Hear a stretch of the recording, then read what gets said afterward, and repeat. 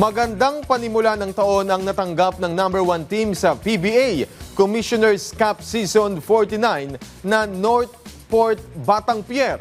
Yan ang sentro ng balita ni teammate Rafael Bandairel. Tila walang makapigil sa pamamayagpag ng Northport Batang Pier sa nagpapatuloy na Season 49 PBA Commissioner's Cup. Sila ang nangunguna sa standings ng kasalukuyang conference. Hawak ang kartadang 7 wins and 1 loss. Aminado ang head coach ng koponan na si Bonitan na maging siya ay nasurpresa sa tinatakbo ng kanilang kampanya. Before the start of the conference naman, our objective was to get to the quarterfinals. So ngayon, we're discussing also na to lessen the pressure, although we're on top right now. Our target is yung best of 3. Para medyo pagka di natin ma-achieve yung top position sa standing, at least we're in the middle sa best of 3 man lang. So pag after ng best of 3, before siguro natin pag-uusapan yung twice to beat. Nitong Miyerkules ng gabi lamang, tinalo ng Northport ang Barangay Ginebra San Miguel 119-116. Ito ang una nilang panalo kontra sa Gin Kings sa loob ng 5 taon.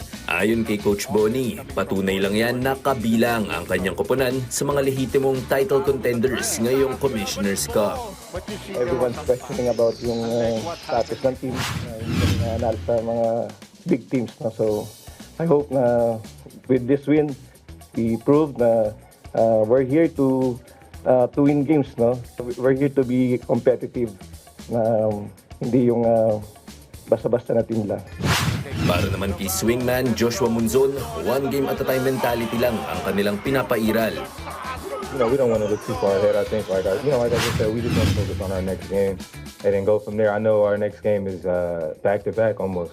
What is that, 13 and 14 and 16. So I know that's going to be a pretty, tough back-to-back for us, but we just want to focus on the first game, and then we